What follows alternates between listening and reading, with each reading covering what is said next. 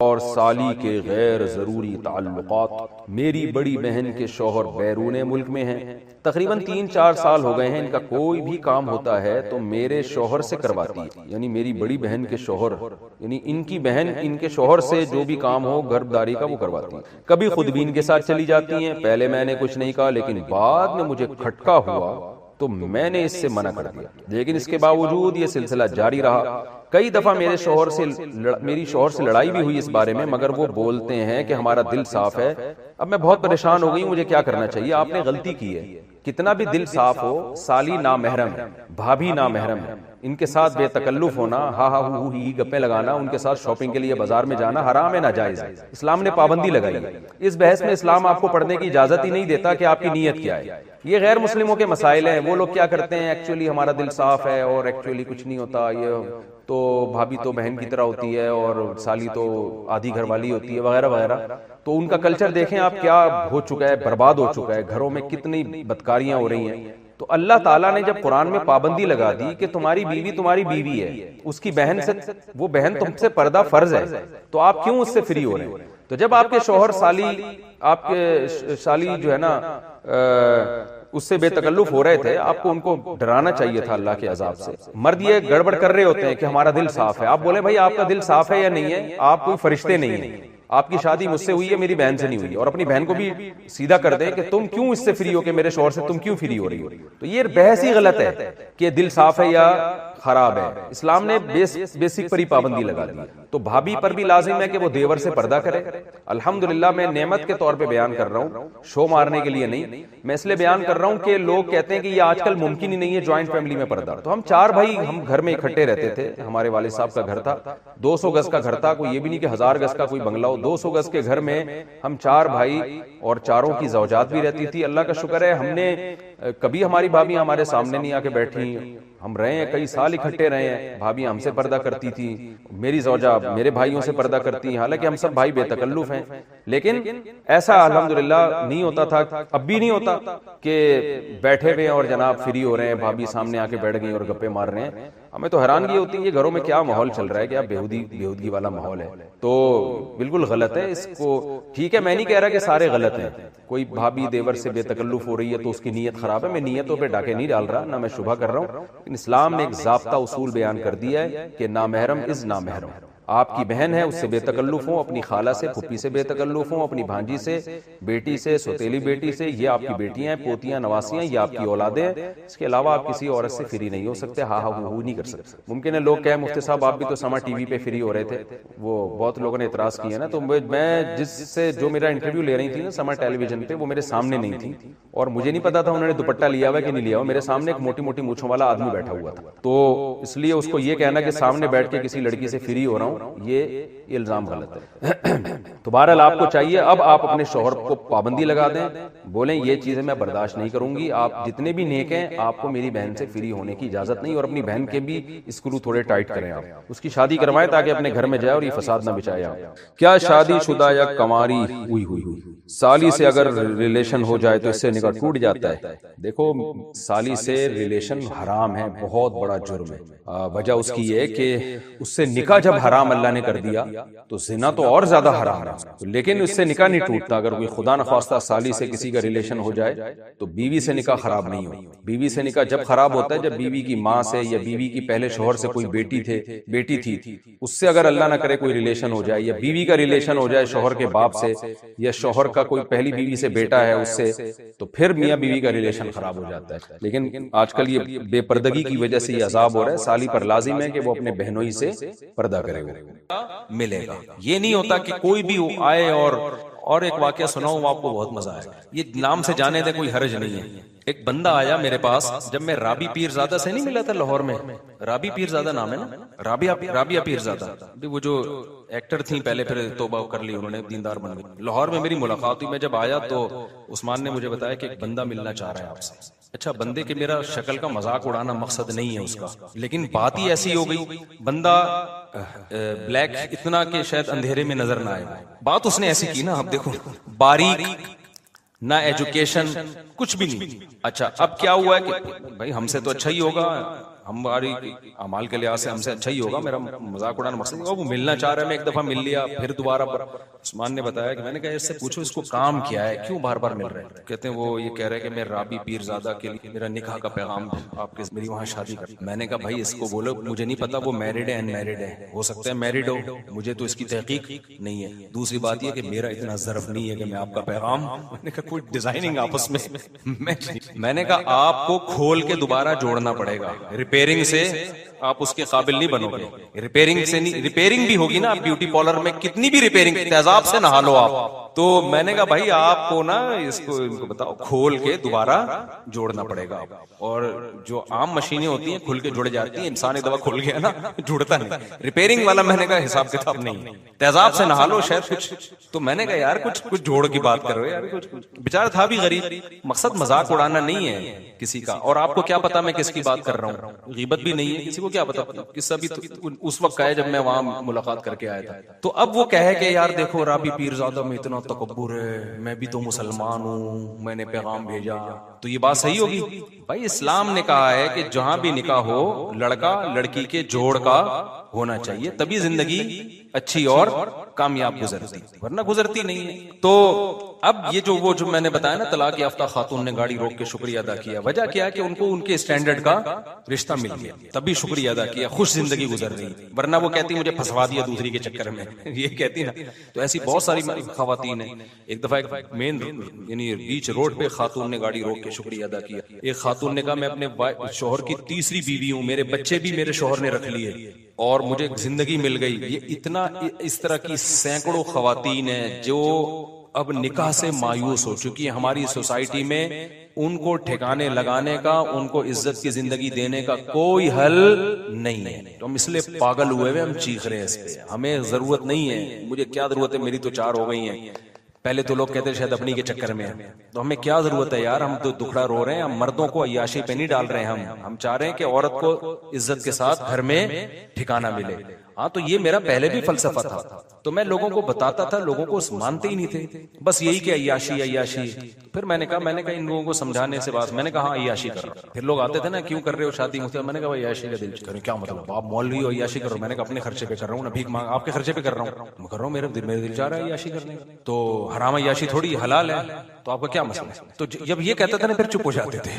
फिर क्या हो जाते थे, फिर मैं लोगों को मैं कहता यार मैं अगर निहारी खाता हूँ अपने खर्चे पे, आपको उस पर एतराज नहीं है, मैं अगर बर्गर खा रहा हूँ आपको उसके, तो मैं एक और शादी कर रहा हूँ तो आपको उस पर क्यों एतराज है। तो ऐसे फजूल बातें हैं। तो इसलिए लोगों को ज्यादा डिटेल में जाने की जरूरत नहीं है। आप कर रहे हो ना, लोग एतराज कर रहे हैं, ठरकी है अय्याशी है, कह रहे भाई है, हम तो है भाई, हमें तो शौक है अय्याशी करने। तो अगर कोई हराम है तो बताओ, फिर हम नहीं करेंगे। अगर हलाल है तो भाई हमें तो अल्लाह ने क्या कहा, अल्लाह मियाँ ने दुनिया की नेमतों में सबसे बड़ी नेमत तो बीवी को करार दिया है। और कुरान ने क्या कहा है, ज़ुय्यिना लिन्नासी हुब्बुश शहवाति मिनन निसा। अल्लाह ने मर्दों की नजर में जो दुनिया में सबसे अट्रैक्टिव चीज बनाई है ना, वो बर्गर नहीं बनाया, वो पिज्जा नहीं बनाया, वो लड्डू नहीं बनाया, वो जलेबी नहीं है, वो गाड़ियां नहीं है, वो बंगले नहीं है। अल्लाह ने मर्द के लिए, ये हजरत भी बूढ़े हैं लेकिन खुश हो रहे हैं बहुत ज्यादा लग रहा है जवान है माशाल्लाह, हजरत बेअदबी माफ।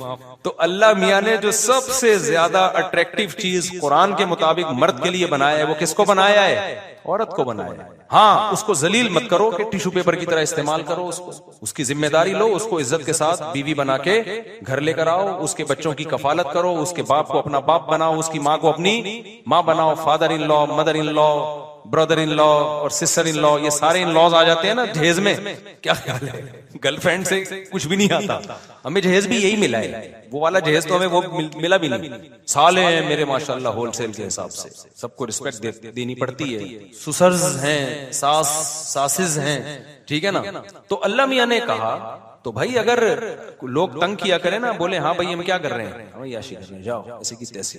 तो मैं ये कह रहा था कुरान में अल्लाह ने क्या कहा, हुब्बुश शहवाति मिनन निसा, सबसे ज्यादा अट्रैक्टिव हमने तुम्हारे लिए किसको बनाया है, औरत को। तो वो नाजायज भी है, वो जायज भी है। नाजायज अजाब है और जायज क्या है, बरकत है, रहमत है। इब्राहिम अलैहिस्सलाम अल्लाह के खलील, उन्होंने निकाह किया। अभी मैंने बयान में हजरत मूसा का तस्करा किया ना, अल्लाह को कितने महबूब थे मूसा कलीमुल्लाह, मैंने बताया ना बयान में, बार बार अल्लाह प्रोनाउन की जगह मूसा का नाम ले रहे हैं, लंबी लंबी बातें कर रहे हैं। मूसा अलैहिस्सलाम को जब मदीन गए तो वो जो लड़की आई उसके वालिद ने एक दफा ऑफर की कि मैं इन 2 बेटियों में से एक का आपसे निकाह करना चाहता हूँ, 10 साल बकरियां चरानी पड़ेंगी। हजरत मूसा ने कहा कि अबे भाई 10 साल बकरियां चराओ फिर एक अदद भी, मैं दुनिया से मुझे बिल्कुल भी लगाओ नहीं, मुझे नहीं, या याश मैं ऐसे ही जिंदगी गुजारूंगा, अल्लाह अल्लाह करूंगा ना। मूसा अलैहिस्सलाम ने फौरन क्या, ज़ालिका बैनी व बैनक, हाथ बढ़ाएं, मेरा आपके साथ एग्रीमेंट क्या है, मुझे बीवी चाहिए, 10 साल बकरियां चराने पर क्या हूं मैं राजी। फौरन कबूल कर लिया। इसलिए अल्लामा इब्न कसीर ने लिखा कि इतनी बड़ी फजीलत है ना निकाह कि कलीमुल्लाह ने 10 साल महर में बकरियां चराई हैं, इतनी बड़ी फजीलत है।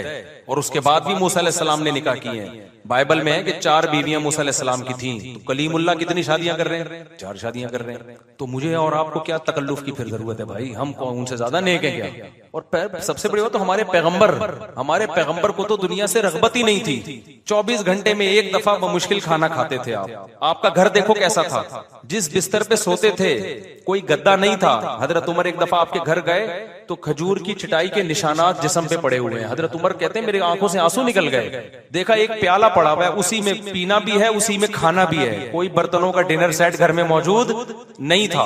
40 दिन घर में चूल्हा जलने की नौबत ही नहीं आती। क्यों? इसलिए कोई ऐसी चीज ही नहीं थी जिसको पकाएं। खजूर पानी पे 40 दिन गुजारा हो रहा है। ये तो दुनिया में आपने रखी है। एक दफा आपके पास बकरियों का रेवड़ आया हदिये में, सारा उसी वक्त सदका कर दिया। भूख से हालत बाज दफा ये हो जाती कि आप घर से निकलते, ये हालत हो जाती भूख से। बीवियां कितनी रखी हुई हैं एट अ टाइम 9। तो इससे पता चलता है भाई इतने दलाइल के बाद भी कोई बोले कि नहीं तो फिर ढीठ आदमी है, उसका कोई इलाज। इससे पता चलता है भाई इसमें अल्लाह ने कोई बरकत रखी है।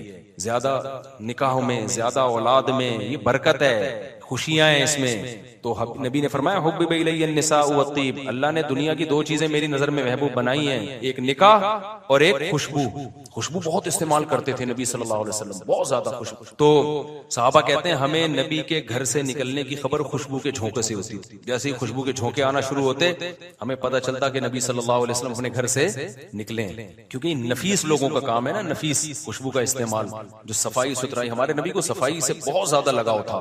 तभी तो आप देखो दिन में 20 दफा अपने दांत साफ करते हैं, 20 दफा, सुबह उठने से पहले, रात को सोने से पहले, हर नमाज के वक्त। सफाई मिजाज में बहुत। कच्चा प्याज नहीं खाते कि उसमें स्मेल आती है, बदबू से बेइंतहा नफरत। तो हमारे नबी का मिजाज था बादशाहों से भी ऊपर का, बहुत ज्यादा सफाई। आपने हुक्म दिया गुस्ल करने का और फरमाया कि ये घुटने जो है ना, घुटनों में जो मैल होता है इसको धोने का अलग से हुक्म दिया। अरब में थोड़ी ये सफाई थी भाई। और एक यतीम पैगंबर उनको बता रहे हैं कि इसको अलग से साफ किया करो, तो जो जहां मैल ज्यादा जम जाता है। तो इतनी ज्यादा सफाई और फिर उसी में खुशबू। तो और घर की हालत क्या है, न खाने को रोटी है, ना कोई डिनर सेट है, ना बर्तन है, बिल्कुल ऐसे ही मुसाफिरों वाली जिंदगी। लेकिन निकाह में आपने कमी नहीं की। पता है आपको नबी सल्लल्लाहु अलैहि वसल्लम ने जब अपनी अज़वाज को गुर्बत की वजह से इख्तियार दिया ना, गुर्बत की वजह से अल्लाह ने आपको इख्तियार दिया नबी ने कि भाई मैं तो इसी गुर्बत में रहूंगा, आप रहो तो ठीक है, नहीं तो मुझसे अलहदगी ले लो। तो नबी की अज़वाज ने आप सल्लल्लाहु अलैहि वसल्लम को तरजीह दी कि हम इसी गुर्बत में आपके साथ गुजारा करने के लिए तैयार हैं, हमें तलाक नहीं चाहिए। तो अल्लाह ने इसका सिला ये दिया कि नबी पे पाबंदी लगा दी मजीद निकाह करने पर, कि जो आपकी 9 बीवियां हैं इन्होंने इतनी कुर्बानी दी, इसी गुर्बत में कुर्बानी दी है, और अब आपके साथ रहने पर ये आमादा है। घर में खाने को रोटी नहीं है, लेकिन इन्होंने कहा कि हमें नबी का साथ चाहिए। तो अल्लाह ने पाबंदी लगाई, ला यहिल्लु लकन निसाउ मिन बादु, ऐ नबी अब आपके लिए मजीद निकाह की इजाजत अब इन पे सौगंध नहीं आ सकती। जब इन्होंने कुर्बानी दी है तो अल्लाह भी कह रहा है। आगे अल्लाह ने क्या फिर हदीस से ये बात साबित है कि अल्लाह ने ये पाबंदी नबी से उठाई, मगर नबी ने निकाह किया नहीं। उसके बाद अल्लाह ने पाबंदी उठा दी। जब अल्लाह ने पाबंदी उठाई ना, तो हजरत आयशा ने फरमाया, मा अरा रब्बका इल्ला युसारिउ फी हवाक, या रसूल अल्लाह मैं तो देखता हूँ आपका रब आपकी ख्वाहिशात का बड़ा ख्याल करता है, उसने आपको मजीद शादियों की दोबारा इजाजत दे दी है। बल्कि हजरत आयशा के अल्फाज ये नहीं है कि मैं देखती हूँ कि आपका रब आपकी ख्वाहिशात का ख्याल करता है, बल्कि हजरत आयशा के अल्फाज, मा अरा रब्बक, मैं तो समझती हूँ अल्लाह आपकी ख्वाहिशात अल्लाह आपकी बस ख्वाहिशात पूरी करने में लगा हुआ है। हजरत आयशा को तो गुस्सा आया था ना कि मजीद की इजाजत मिल गई, तो अल्लाह तो आपकी ख्वाहिशात के पीछे है, दर पे है कि बस आपकी नबी की ख्वाहिश पूरी करनी है। तो तो इजाजत दो इनको। लेकिन नबी ने की नहीं शादी फिर दोबारा। तो इससे पता चलता है भाई ये जो हमारे मजहब का हिस्सा है, ये इसमें कनात कोई अच्छा काम आप ना करें। आप टेंशन उठाने के लिए तैयार नहीं है, आप समझते हो मेरे खर्चे बढ़ जाएंगे, पहली बीवी की तरफ से रिएक्शन होगा, पिटूंगा, बदनामी होगी, आप में तप्पड़ नहीं है तो ना करो भाई। लेकिन इसको कोई अच्छा काम ना समझो कि एक पर इक्तिफा कोई सवाब का काम है। इस्लाम में ज्यादा करना सवाब का काम है। उसकी वजह यह है कि सिर्फ आपकी ख्वाहिश पूरी नहीं होती, एक औरत को एक अच्छा मर्द मिल जाता है, जिना से बच जाती है, सारी जिंदगी का नान नफका। क्योंकि इस्लाम में निकाह और गोरों में निकाह में बड़ा फर्क है। गोरा जब शादी करता है तो चाय की प्याली भी बीवी को नहीं पिलाता, वो सारी जिंदगी मियां बीवी खुद कमाते हैं, खुद खाते हैं। इस्लाम में शादी का मतलब क्या है? क्या आपने अय्याशी की नीयत थी आपकी, भले कर ली, अब सारी जिंदगी की रिस्पॉन्सिबिलिटी किसकी है? अब आपकी। उसको अलग घर भी देना है, उसका गैस बिजली का बिल भी देना है, उसके बच्चों की डिलीवरी का खर्चा, उसके बच्चों की पढ़ाई का खर्चा, उसके बच्चों की बीमारियां का खर्चा, और फिर इसके सास ससुर, जब आपके सास ससुर इसके वालिदैन आएंगे उनसे बना के रखनी है, सिला रहमी है, वो एक लंबी लिस्ट है। तो ये अय्याशी देखने में अय्याशी है, हकीकत में अय्याशी नहीं। समझता है कि नहीं? अभी भी ठीक बहुत हैं यार आप लोग, बहुत ठीक लोग नहीं समझो। ऐसे ही चलते। हम दो साथी डेरा इस्माइल खान से मुलाकात के लिए आज नहीं मिल सकता, मुझे बहुत जरूरी काम से स्पीड के साथ जा। उलमा में कहते हैं कि अच्छे कामों की लिस्ट बता दें जो जरूर। आज लिस्टें बहुत आ रही हैं भाई अच्छे काम में, कि नमाज पढ़ो, फर्ज नमाज पाबंदी से, रमजान के रोजे हैं, ज़कात है, जिंदगी में एक बार हज है, ये तो 4 अरकान है इस्लाम के। उसके अलावा अच्छे कामों में क्या है? सदका खैरात करते रहा करो। हर आदमी को चाहिए अपनी इनकम में से चंद फीसद वो बस निकाले, फर्ज कर ले कि ये मैंने इतने फीसद मैंने हर महीने सदका करना है, लाजिम कर ले, मन्नत ना माने, वैसे ही नियत करके लाजिम कर। और अच्छे कामों में क्या है भाई? दाढ़ी मत कटाओ यार, अल्लाह ताला ने हुक्म दिया है, तमाम पैगंबरों को दाढ़ी बढ़ाने का हमें भी हुक्म दिया है। और अच्छे कामों में क्या है? हुकूकुल इबाद, अल्लाह के हुकूक में ये भी, बदनजरी मत करो, ज़िना मत करो। अल्लाह ने उसके लिए ऑल्टरनेट हमें क्या रास्ता दिया है भाई? निकाह का रास्ता दिया है। वो करते नहीं हो, उधर जाके पता नहीं क्या क्या कर रहे हो। जो करने का काम है वही लूत अलैहिस्सलाम ने अपनी कौम को समझाया कि अल्लाह ने औरतों को पैदा किया, इनसे निकाह करो, तुम लड़कों की तरफ क्यों जाते हो? कौम ने क्या कहा? हमें औरतों में दिलचस्पी नहीं है। गुनाह कर करके ना उनकी फीलिंग क्या हो गई थी? चेंज। जैसे कहते हैं ना, जो आजकल जो होमोसेक्सुअलिटी को फरोग दे रहे, कह रहे हैं बच्चे की फीलिंग ही नहीं है, तो बच्चे की फीलिंग है, अब नहीं है तो किसी ने बिगाड़ दी इसकी फीलिंग, बीमार है, इसका इलाज कराओ। गोरे तो कहते हैं ना LGBTQ, इतनी लंबी पूरी ABCD इसी पे खत्म हो जाएगी कि फीलिंग ही नहीं है ही फीलिंग शी वाली है शी फीलिंग कौन सी वाली है? ही वाली है। पैदा क्या हुआ था? फीलिंग क्या रखे? पैदा इंसान हुआ, फीलिंग कुत्तों वाली है, तो मान लोगे हम? कुत्ता मान लेंगे हम उसको? हम कहेंगे इंसान है तो कुत्तों वाली फीलिंग क्यों है? इसका इलाज करा भाई।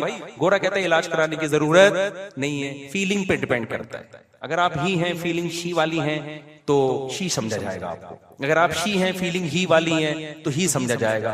मैं कहता हूं अगर आप इंसान हैं, फीलिंग गधे वाली हैं, तो गधा समझ लेंगे हम उसको? क्या हो गया भाई? नहीं समझेंगे भाई, खाली फीलिंग से थोड़ी होता है यार। तो फीलिंग ही खराब हो गई है उसकी। तभी मैंने कहा था कि जल्दी शादी कर लिया करो ना। देखो आइंस्टाइन का नजरिया इजाफत है, पता है आपको? ये बहुत अहम बात है। आइंस्टाइन से मैंने बहुत, एक न्यूटन से बहुत कुछ सीखे, आइंस्टाइन से बहुत कुछ सीखा। साइंसदान तो उससे कुछ और सीख रहे होते हैं, हम कुछ और निकाल रहे होते हैं उससे। आइंस्टाइन का एक नजरिया इजाफत है कि इस कायनात में किसी भी हकीकत को समझना हमारे लिए मुमकिन, उसका मैं अपने अल्फाज में एक्सप्लेन कर रहा हूँ। ये बहुत अहम बात है, अच्छी तरह खोपड़ी शरीफ में बिठा लो। इस कायनात में ना किसी भी चीज को की हकीकत को बयान करना मुमकिन नहीं है। हम किसी भी चीज को समझते हैं उसके अपोजिट से, उसके जोड़े से।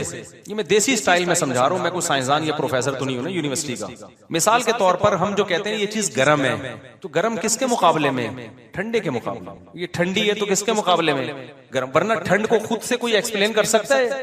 नामुमकिन है। हम कहते हैं ये इसका वजन 10 किलो है, तो ये 10 kg हमने एक यूनिट फर्ज की हुई है कि 1 kg इतना होता है, उसके लिहाज से ये कितना। एक औरत के नान नफका में क्या क्या चीज शामिल है जो शरीयत के लिहाज से शौहर को देना फर्ज है? देखिए, नान नफका 3 चीजों का नाम है।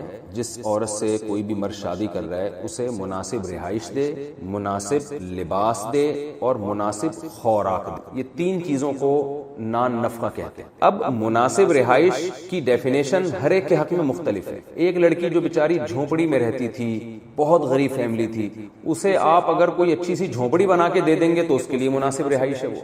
और एक लड़की अगर वो किसी वजीर की बेटी है और हजार हजार गज के बंगलों में रहती है, उसे आप अगर 4 कमरों का मकान भी बना के देंगे तो ये उसके लिए मुनासिब रिहाइश नहीं है। तो मुनासिब, तभी कुरान मजीद ने कहा है आशिरूहुन्ना बिल मारूफ, इन औरतों के साथ, बीवियों के साथ भले तरीके से पेश आओ, उम्दा तरीके से। तो हर एक का उर्फ और उम्दा की डेफिनेशन दूसरे से मुख्तलिफ है। तो इसलिए फुकाहा ने कुरान और सुन्नत की इन दलाइल को सामने रखकर एक उसूल मुतय्यन किया है कि इसमें मर्द की आमदन भी देखी जाएगी और औरत किस खानदान से ताल्लुक रखती है वो भी देखा जाएगा। तो क्योंकि अल्लाह ये भी कहते हैं कि ला युकल्लिफुल्लाहु नफ्सन इल्ला वुसअहा, अल्लाह किसी पर उसकी ताकत से ज्यादा बोझ नहीं डालते, तो दोनों को देखा जाएगा। तो अगर किसी ने मालदार घराने में शादी की है तो वो उसी स्टैंडर्ड की रिहाइश उसको देगा, खुराक देगा और लिबास देगा। बल्कि फुकाहा ने यहाँ तक लिखा है अगर कोई औरत किसी ऐसे घराने से ताल्लुक है जिनके घर की औरतों में काम काज की आदत ही नहीं है, वो नौकर चाकर रखे जाते हैं उनके घर में, सारे काम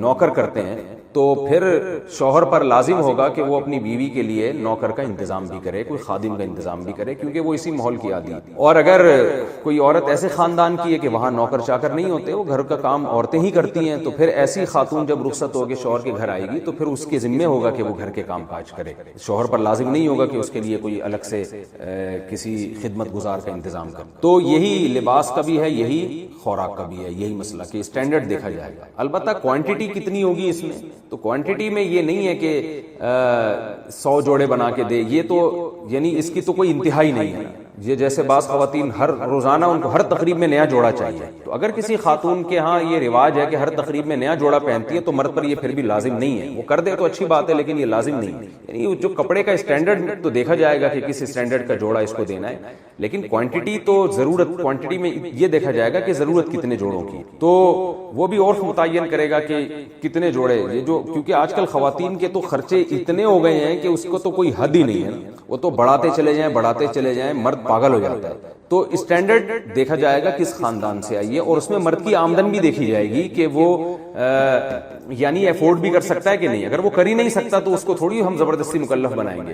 तो अगर वो कर सकता है तो फिर उसको कहा जाएगा कि आप उस स्टैंडर्ड का इसको नान नफका दें। तो ये इसलिए इसमें कोई एक उसूल जाब्ता नहीं है, एक लाठी से सबको नहीं हाँका जाएगा। हर औरत को देखकर उसके हिसाब से नान नफका मुतय्यन किया जाए। ये जरूर है कि ये बात खूब जहन में रखें कि नान नफके में जो जैसे मुनासिब खुराक है, तो मुनासिब खुराक में जो जैसे गोश्त किसी के यहाँ खाने का रिवाज है, वो दाल जैसे मालदारों के यहाँ होता है कि वो सब्जियां कम खा रहे होते हैं, जो वो खुराकें जो मालदारों की समझी जाती हैं वो ज्यादा खाते हैं, तो शौहर पर वाजिब होगा उस तरह की खुराक दे उनको।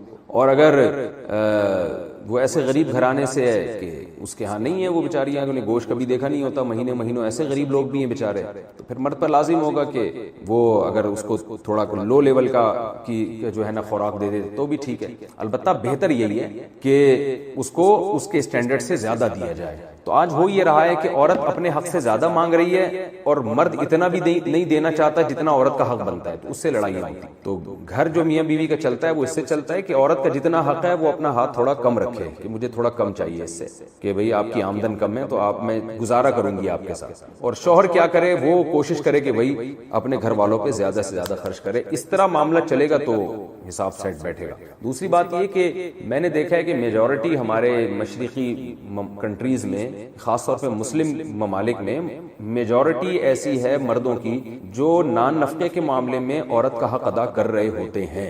यानी मेजॉरिटी अल्हम्दुलिल्लाह ऐसी, मैं नहीं कह रहा 100% ऐसे, लेकिन मेजॉरिटी ऐसी। तो ऐसी सूरत में खवातीन को चाहिए कि वो शौहर की शुक्रगुजार बने और कभी ऊंच नीच हो जाए तो नाशुक्री ना करें। कहीं भी दुनिया में 100% कामिल कोई भी नहीं है, तो औरतें भी तो शौहर के पूरे हुकूक अदा नहीं कर रही होती। औरत पर लाजिम है कि वो शौहर की मर्जी के बगैर घर से बाहर ना निकले, शौहर की मर्जी के बगैर किसी को घर में आने ना दे। फिर बीवी का नान नफका है ये शौहर के ऊपर, जो मैंने तफसील बताई, और लोगों का नहीं है। बच्चों का नान नफका तो शौहर खुद मुतय्यन करेगा कि मैंने इसको क्या देना है। इसमें भी औरतें झगड़ रही होती हैं कि हमारे बच्चे को ये भी दिलाओ, ये भी दिलाओ, ये भी दिलाओ, ये चीज भी दिलाओ, फलां स्कूल में पढ़ाओ, इस स्टैंडर्ड के स्कूल में पढ़ाओ। तो ये औरत इसमें शौहर से जबरदस्ती नहीं कर सकती, क्योंकि बाप और औलाद के मामले में कोई तीसरा ऐसा है नहीं जिसको अल्लाह ने दखल अंदाजी की इजाजत दी। तो बाप बिल्कुल मुस्तकिल है इस मामले में कि उसने बच्चे को मदरसे में पढ़ाना है या स्कूल में पढ़ाना है। स्कूल में पढ़ाना है तो किस लेवल के स्कूल में पढ़ाना है और क्या पहनाना है, क्या खिलाना है, ये तो बाप और बच्चे का मामला है। हाँ, वाज़ेह अगर जुल्म कर रहा है तो फिर तो एक अलग बात है, एहतजाज किया जा सकता है। लेकिन खवातीन क्या कर रही होती हैं, अपना नान नफका अलग से, फिर बच्चों के मामले में शौहर पर अलग बोझ डाला हुआ होता है। इससे वो बेचारा बिल्कुल आधा हो जाता है और कुछ दिनों में उसके गायब होने की इत्तला आती है कि आज फलां साहब इस दारे फानी से कूच कर गए और वजह ब्रेन हेमरेज बनी। हालांकि वो कूच किए नहीं होते, उनको कूच करवाया गया होता है बाकायदा ऑर्डर पे, टेंशन दे के। तो इस तरह बाज खवातीन करती हैं जो इस वक्त मेरी रिकॉर्डिंग नहीं सुन। इसका ख्याल करना चाहिए, अल्लाह से डरना चाहिए, उस पर इतना बोझ नहीं डालना चाहिए अपने मियाँ के ऊपर कि वो बेचारा आधा हो जाए। रुखसती से पहले बीवी का नान नफका किस पर है? रुखसती से पहले कभी कभी मियाँ बीवी मिलते हैं तो क्या इस सूरत में बीवी का नान नफका शौहर पर वाजिब होगा? नूर मोहम्मद, सऊदी अरब से। जब मियाँ बीवी कभी कभी मिलते हैं तो रुखसती से पहले थोड़ी, अब तो रुखसती हो गई ना। रुखसती इसको नहीं कहते कि बाकायदा प्रॉपर तरीके से वीडियो बन रही हो और दुल्हन रोती भी घर से रुखसत हो रही है। रुखसती का मतलब मियाँ बीवी कहीं तन्हाई में जमा हो गए निकाह के बाद, तो बस शरीयत की नजर में रुखसती हो गई।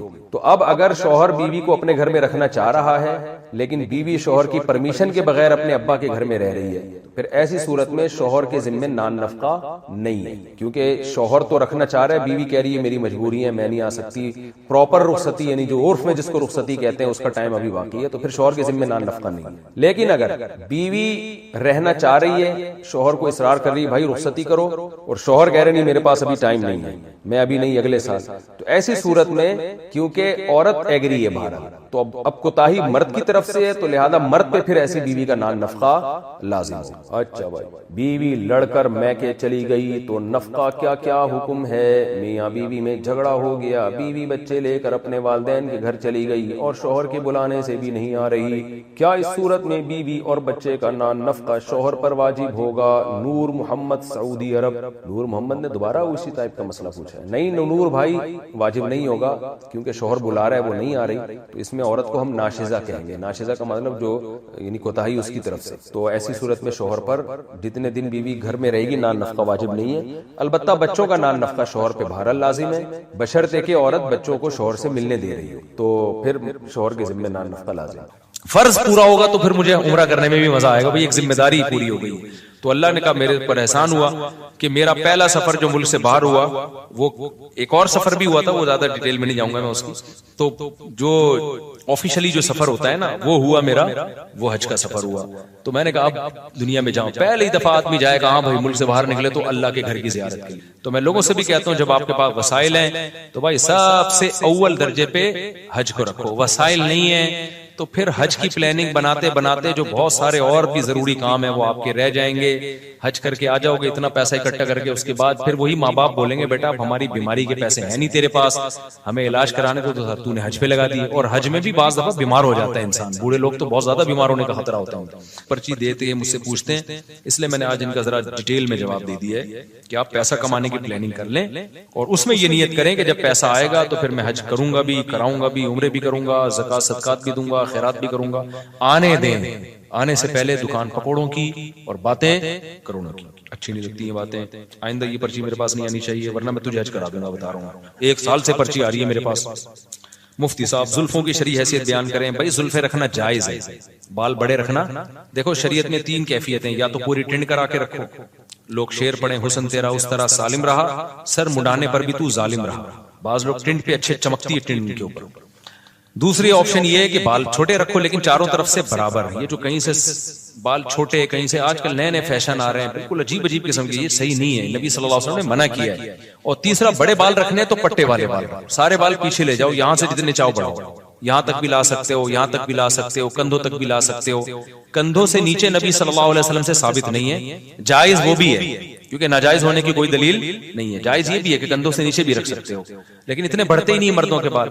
लेकिन बेहतर उलमा कहते हैं कंधों से नीचे ना जाने दो, कंधे हो जाएं तो फिर काट दो। तो नबी सल्लल्लाहु अलैहि वसल्लम के बाल यहां तक पहुंचते थे, जब काटते तो कानों की लौ तक आ जाते, फिर बड़े हो जाते। मुझे बड़े बालों में एक फायदा ये है कि मैं उम्रा करता हूँ ना, 1 इंच बाल काट लेता हूँ, उसमें 10 उम्रे और हो सकते हैं। समझ रहे हैं ना, लोग कहते हैं ये क्या काटे हैं आपने बाल, इसमें तो 10 उम्रे और हो सकते हैं। तो मैं कहता हूँ भाई बड़े बाल का एक बड़ा फायदा है। तो जो जिनके छोटे बाल होते हैं उनको सर मुड़ाना पड़ता है, तो पहली दफा जब हमने हज किया, उम्रे किए, तो सर मुड़ाने की सुन्नत जिंदा कर ली। अब हमने कहा चलो अब कसर भी जायज है। कसर का मतलब बाल कटवाना। तो आप बड़े बाल रख सकते हैं, शरीयत में जायज है, जितने चाहे बड़े रखें, लेकिन बेहतर यह है कि कंधों से ज्यादा नीचे ना जाने दे तो भी ठीक है।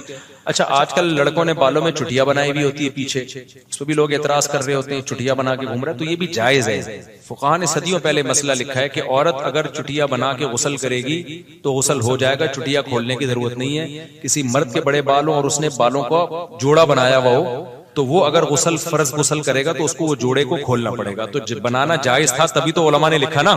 तो अगर आपके बड़े बाल हो गए हैं, मेरे तो अब रहे नहीं बाल, 4 शादियों की वजह से ना थोड़े से रह गए। इस उम्र में ये भी गनीमत है। मेरे तो जब आप अगर 10 साल पहले बाल देख लेते, बहुत ही घने बाल और यहां तक पहुंचे हुए थे। तो 4 की वजह से नहीं, उम्र का भी एक दखल होता है इसमें। तो जितने बड़े बाल रख लो आप, लेकिन बेहतर क्या है, कानों की लौ तक लाओ, जब यहां तक आ जाए तो फिर काट के छोटे कर दो, इस तरह से। तो हर जायज काम करने का नहीं होता। आपको जो सूट, असल में अल्लाह ताला चाहते हैं, जीनत को पसंद करते हैं। हदीस में आता है इन्नल्लाह जमीलुन युहिब्बुल जमाल, अल्लाह जमील है, जमाल को पसंद करता है। तो जो आप पे सूट कर रहा है वो काम करो। शरीयत ने खामखा की पाबंदियां नहीं लगाई। जो आपको अच्छा लग रहा है वो काम करो यार, बस देखने में अच्छे लगो आप। आड़े तिरछे बाल ना काट दो कि यहाँ से वो जो चूहा नहीं होता कांटों वाला, बाल यूं उठे हुए होते हैं और यहाँ से गंजे हुए होते हैं, ये सब जायज नहीं है। तो नॉर्मली जो आप पे जो हिलिया अच्छा लग रहा है वो रखो भाई। अच्छा भाई, मुफ्ती साहब अगर क्या कहते हैं, इस्लाम कबूल करने से पहले हाथ या जिस्म पर क्या बनाया हुआ है, टैटो बनाया हुआ हो, तो इस्लाम अच्छा कबूल करने के बाद इसको क्या मिटाना लाजमी होता है? जी लाजमी होता है, अगर मुमकिन हो। अगर मुमकिन नहीं है तो फिर छोड़ दो। ये टैटो बनवाना हराम है, नाजायज है। नबी सल्लल्लाहु अलैहि वसल्लम की सही हदीस मौजूद है, आपने लानत फरमाई है जिस्म गुंदवाने पर। लेकिन अब कर लिया आपने काम, तो तौबा कर लो। अब तौबा कर लो, अब हटवा सकते हो तो हटा दो, नहीं तो छोड़ दो उसको। बस अब जो काम होना था हो गया, रिवर्स नहीं हो सकता। मैंने सुना है कि जहाँ फर्ज अदा करें वहां सुन्नत नहीं हो जाती है। भाई जहाँ चाहो सुन्नत पढ़ लो, बेहतर है उस जगह से थोड़ा सा हट जाओ। क्या निकाह के बाद जितने दिन रुखसती में ताखीर हो तो क्या हर दिन गुनाह मिलता है? नहीं मिलता भाई, आपकी बीवी है। ड्रॉप शिपिंग में यही होता है, सौदा हो जाता है, डिलीवरी जो बाज़ाबा 2 दिन बाद हो रही होती है, 3 दिन बाद। तो ऐसे ही निकाह में बेगम आपके नाम हो गई है, अब डिलीवरी आप अपनी अंडरस्टैंडिंग से आपकी जब चाहे रख लें आप। क्या ख्याल है? वो आपके पराठों पे डिपेंड करता है कि आप डेली कितने अंडे पराठे हजम करते हैं। तो जो जितने ज्यादा हजम करते हैं वो चाहते हैं जल्द से जल्द डिलीवरी हो, और जो धनिया पुदीने पे चल रहे हैं वो कहते हैं ना ही हो तो बेहतर है। 2-2 साल 3-3 साल पता नहीं बैठते कैसे हैं ये लोग। मैं तो हैरान हूँ यार, अल्लाह ने बीवी को इतना अट्रैक्टिव बनाया है, मर्द के लिए औरत को, कि कैसे 1-1 साल रुखसतियों में ताखीर करते हैं, लेकिन हमारी समझ से बालतर है भाई। आदमी का जब जाहिर एक जगह निकाह हो गया, उसकी बीवी बन गई, वो तो अगर मर्द का बच्चा होगा तो हर वक्त खोपड़ी कहां जाएगी? उधर ही घूमेगी यार। मेरी बेगम में हलाल है मेरे लिए। तो अब ये लोगों के दिलों के हालात तो अल्लाह ही जानता है। हाय हाय हाय, खुराकें टाइट कर लो, 4 शादियां भी समझ में आ जाएंगी, इस्लाम भी समझ में आ जाएगा, और जल्दी रुखसती जो शरीयत ने हुक्म दिया वो भी समझ में आ जाएगा। खुराक कुट के छोड़ दो तो सब चीजें समझ में आ जाएगी। अब देखो, मैं एक जगह बैठा हुआ, मैंने 4 शादियों में बयान किया, बूढ़े मियां आए, बहुत बहस की मुझसे, उन्होंने इतनी बहस की ना कि चुप ही नहीं हो रहे थे। तो एक और बूढ़े आए, उन्होंने कहा भाई देखो अब ये बूढ़े हो गए मुफ्ती साहब, अब इनकी समझ में नहीं आएगा, जवान की समझ में आएगा। इसलिए बहुत से बूढ़े तो मुझसे मिलते हैं, कहते हैं मुफ्ती साहब काश आप 20 साल पहले हमें मिल जाते, बहुत लेट मिले हो आप। लेकिन बहुत से बूढ़े देखने में बूढ़े लगते हैं, हकीकत में बूढ़े नहीं होते। मैंने वाकया सुनाया था ना अपने उस्ताद शेख के उस वालिद का, 80 साल में उन्होंने निकाह किया, औलाद भी हुई। तो उनके रिलेटिव मुझे मिले, मुफ्ती, उन्होंने कहा मुफ्ती साहब 80 साल में नहीं 90 साल में निकाह हुआ था। तो करेक्शन कर लें, 80 में नहीं बल्कि उनका निकाह 90 साल की उम्र में हुआ था, और उनके अल्हम्दुलिल्लाह औलाद भी हुई है। तो खुराक और ये जो अपनी बॉडी का जो जिस्म की मेंटेनेंस का बड़ा ख्याल करते हैं ना, सेहत को मेंटेन रखते हैं, बाज़ 100 साल जीते हैं वो लोग। और दूसरी बात ये, जो मैंने मुफ्ती अतीकुर रहमान शहीद रहमतुल्लाह अलैह का वाकया सुनाया था, आज असर के बाद उनके बेटे से मेरी मुलाकात हुई। मैंने उनके वालिद का वाकया सुनाया था ना, मुफ्ती अतीकुर रहमान शहीद रहमतुल्लाह अलैह, जो दरस कुरान देते थे, शहीद हो गए थे। तो 6 महीने बाद उनकी कब्र खोली तो उनकी जिस्म भी सलामत था और उनके जिस्म से खुशबू आ रही थी। करामतों के वाकयात मैंने बताया था ना, कुछ वाकयात हमने भी देखे, सुने भी हैं, कुछ देखे भी हैं।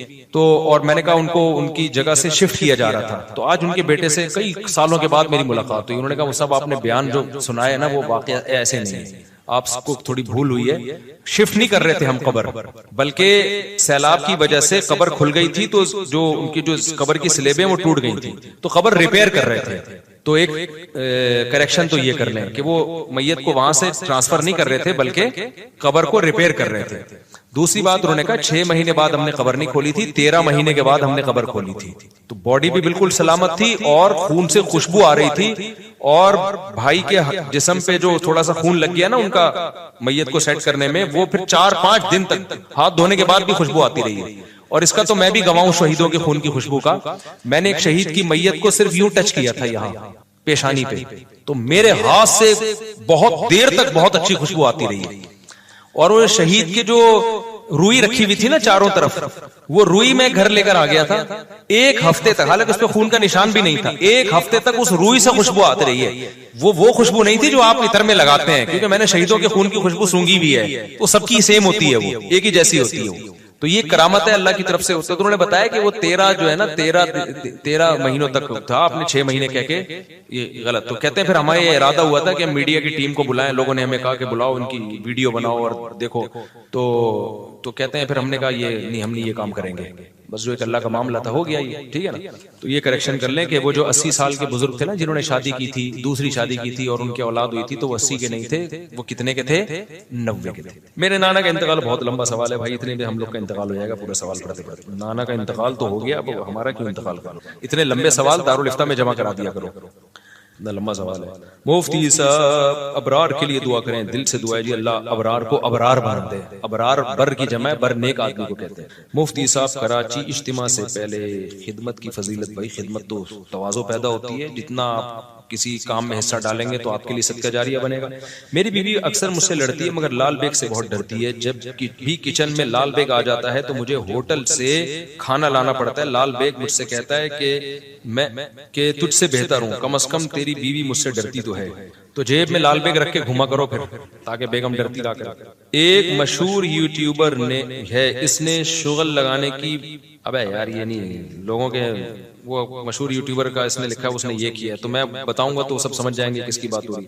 शख्सियतों पे नहीं नाम लेके रद्द करना चाहिए, ये इस्लाह का कतन सही तरीका नहीं है। जब आपने इस्लाह करनी है, आपने किसी बंदे का नाम लेके कह दिया कि ये यूट्यूब पे आके ये कर रहा है, तो इस्लाह थोड़ी होगी, तो आपने बेइज्जती कर दी उसकी सबके सामने। तो वो तो मैं एक जनरली एक बात करता हूँ भाई, ब्लॉग आप बनाएं जरूर। मैं तो कह रहा हूँ कि यार यूट्यूब पे चैनल को मोनेटाइज करो ताकि बाहर से पैसा आए पाकिस्तान में, डॉलर में।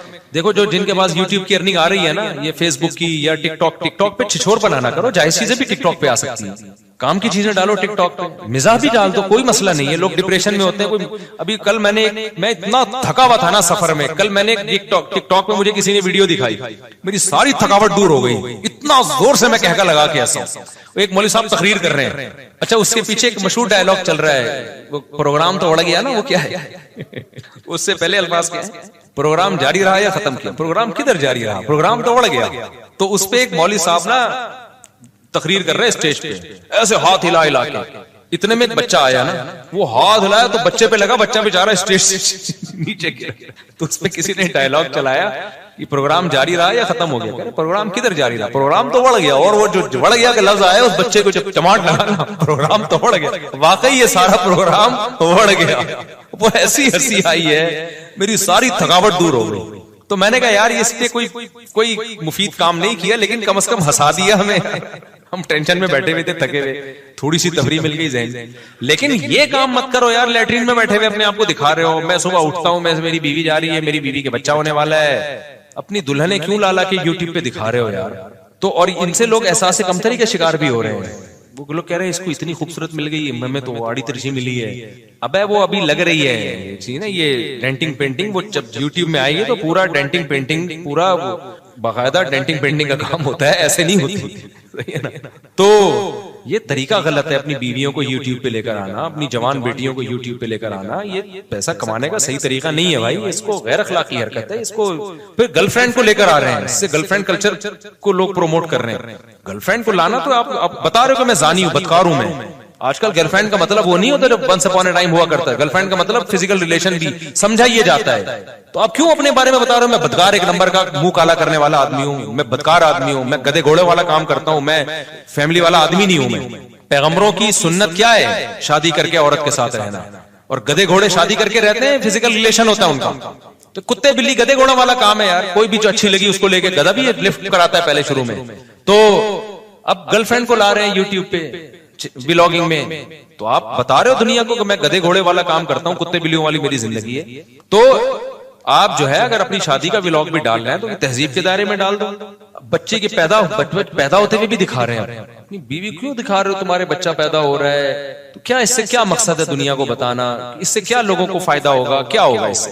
तो अजीब से हिसाब किताब है। व्लॉगिंग करो, कोई गार्डनिंग दिखाओ, कोई जॉगिंग दिखा दो अपनी, देखो मैं भाग रहा हूं तुम भी भागा करो, कुछ भी करो आप, लेकिन तफरी मिल जाए लोगों को, लेकिन ऐसी तफरी जिससे दिमाग फ्रेश हो। देखो तफरी तो इससे भी मिल जाएगी, नाड़ा बांधते हुए दिखा दो अपनी वीडियो, ये कोई अक्लमंदों को इससे कोई तफरी नहीं मिलेगी। नाक में उंगली घुमाते हुए दिखा दो अपनी, तफरी तो इससे भी आ जाती है, लेकिन कोई बेवकूफों को मिलेगी इससे तफरी। अब वो जो उसने किया है ना, वो जो थप्पड़ लगा दिया, वो जानकर थोड़ी किया है। अगर ये जानकर बनाया होता फिर हम तो उस पे लानतें भेज रहे होते। अबे लोगों को हंसाने के लिए तो क्या, वो तो बेचारा भी नहीं कहना चाहिए, तुम हाथ पांव चलाते हुए देखो तो सही, क्यों क्या कर रहे हैं, घुमा रहा है और प्रोग्राम तो बढ़ गया। मुझे बड़ा अच्छा लगा, तो प्रोग्राम तो बढ़ गया भाई, प्रोग्राम जारी रहा, जारी नहीं रहा, कह रहे प्रोग्राम किधर जारी रहा, प्रोग्राम बढ़ गया, बड़ा मजा आया है। अच्छा भाई, तो इसलिए पैसा कमाने के जो डॉलर में कमाओ, उससे फायदा ये होगा कि जब आपको इतना मिलेगी ना डॉलर महंगा हो गया है, तो आपकी सेहत पे इससे कोई फर्क नहीं पड़ेगा, क्योंकि आपकी अर्निंग सोशल मीडिया से आ रही होगी, डॉलर में आ रही होगी, तो आपकी सेहत पे फर्क नहीं। तो पाकिस्तानियों के पास ना सब कुछ खत्म हो गया मेरे भाई, अभी यही एक बचा है, ऑनलाइन बिजनेस, ई कॉमर्स की तरफ आओ, इधर से चीज खरीद के उसको पहनाओ। दुनिया, ये इंटरनेट ने ना दुनिया को ग्लोबल विलेज बना दिया, ये हमारे फायदे में गया। आपको पता है गोरों को इससे इतना फायदा नहीं है जितना हमको फायदा है। हमें से अगर हम सीख लेंगे, वजह उसकी है कि जब आप एक ग्लोबल, पहले ताजिर को जाना पड़ता था अमेरिका, अब ऑनलाइन अमेरिका और पाकिस्तान का फर्क खत्म। मैं गया हूं ऐसे मुल्कों में, इंतहाई गरीब लोग एक दिन भी स्कूल नहीं पढ़े, करोड़ों रुपए कमा रहे हैं। कैसे? कह रहे हैं ऑनलाइन बिजनेस, इंग्लिश भी नहीं आती उनको, कहते हैं इंटरनेट पे हमने टूटी फूटी सीख ली। ऑनलाइन इतना उन्होंने कर करके ना छोटी मोटी चीजें बेचना शुरू की। गोरों को यहां से लोग देसी घी भेज रहे हैं गोरों के पास, सलाजीत भेज रहे हैं गोरों के पास, गोरे भी ऑर्गेनिक चीजों पे आ रहे हैं। अब एक आदमी सलाजीत की दुकान खोल के बैठा हुआ है, देसी कितने भेज देगा डब्बे यार वो। अगर आप ऑनलाइन बेचना शुरू कर दो, कस्टमरों की एक लाइन लगी होगी आपके पास। लेकिन सीखो तो सही ना, बैठा हुआ है सुबह उठ के प्लानिंग कर रहा हूं पैसा कमाने की, आ ही नहीं रहा